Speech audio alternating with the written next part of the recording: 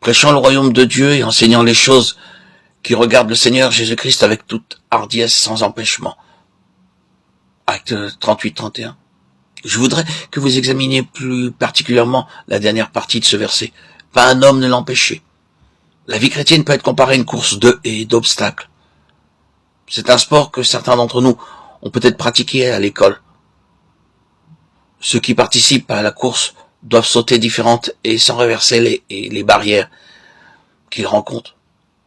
C'est ainsi alors que le coureur remporte le prix. Les obstacles sont souvent constitués par un mur, quelquefois des tables, des chaises ou d'autres choses difficiles. Des flaques de boue et d'autres petits obstacles peuvent nous empêcher de sauter ou nous intimider. Nous voulons pas nous salir.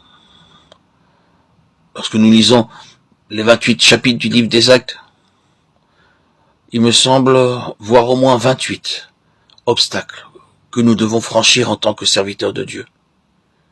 Et comment le Saint-Esprit agit merveilleusement et parfaitement à travers les serviteurs de Dieu en différents endroits, en surmontant chacune de ces obstacles, sans empêchement, sans aucune crainte.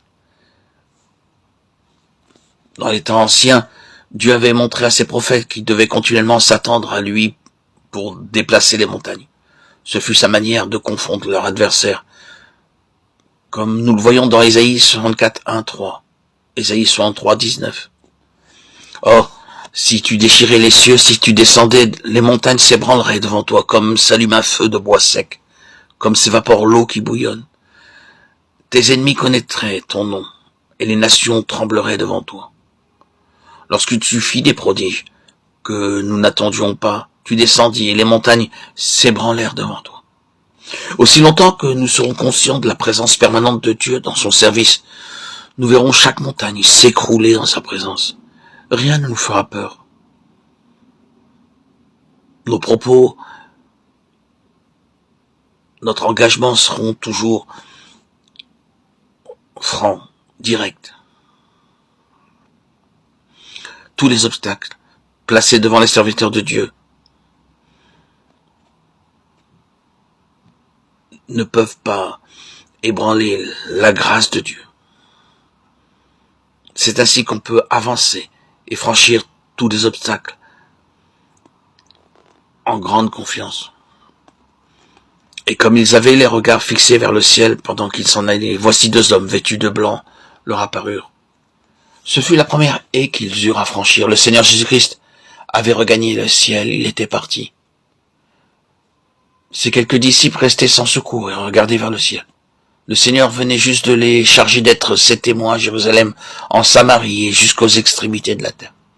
Ils avaient compris ce que le Seigneur avait dit, mais ils n'avaient laissé aucune instruction détaillée d'aucune sorte, pas de plan, pas de schéma à suivre. Aussi ils se demandaient les uns les autres, où commencerons-nous? Que ferons-nous? Où irons-nous?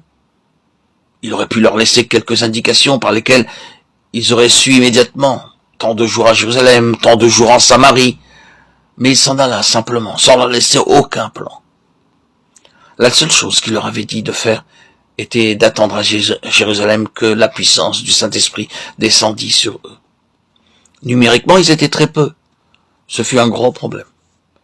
Mais en plus de cela, il y avait encore 3 grandes montagnes qui se dressaient devant eux et qu'ils avaient à franchir. La nation juive qui les haïssait, la politique des chefs romains qui les maintenait en esclavage, les Grecs avec leur culte des idoles. Toutes les fois que nous recevons un message de Dieu ou un fardeau sous une forme ou sous une autre, la première question que nous posons est comment commencer? Vous pouvez aussi avoir le sentiment que c'est une très lourde responsabilité et que notre cas est différent.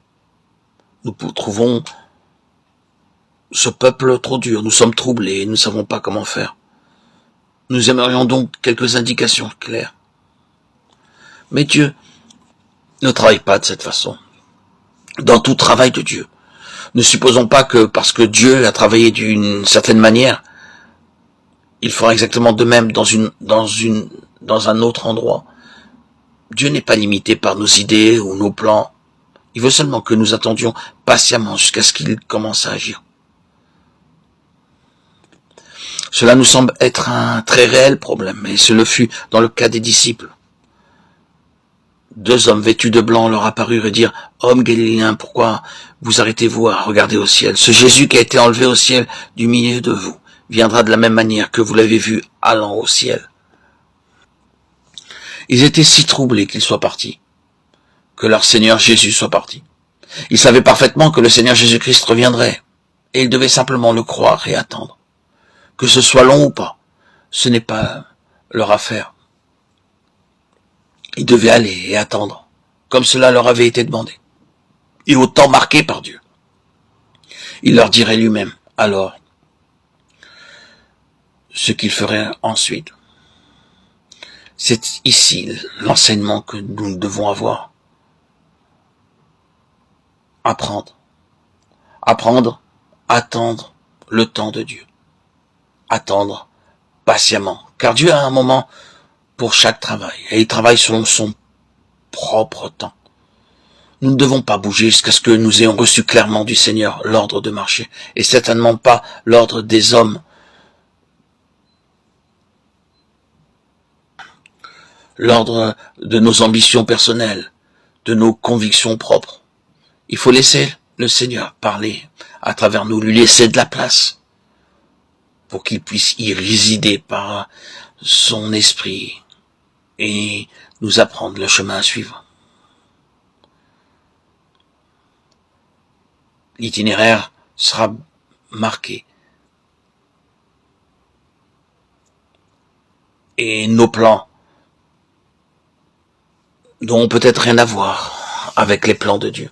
Ils tomberont en ruine ou tourneront vers l'échec si nous maintenons selon notre propre volonté. Il ne faut pas tenir compte de ce que nous pensons, mais laisser Dieu agir en nous. Si, en notre être intérieur, en nous-mêmes, nous n'entendons pas la parole, les appels, portons notre regard vers l'extérieur. Dieu nous enverra des messagers. Il sait quand nous pouvons discerner son message, si c'est de l'intérieur ou par des événements extérieurs. Dieu nous parle constamment. À vous de savoir l'entendre et d'attendre patiemment. N'en tirez pas des conclusions hâtivement. Patientez. Dieu ne veut que vous aider.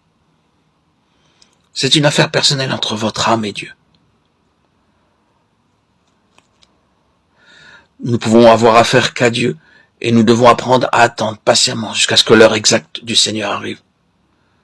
Comme cela sera sûrement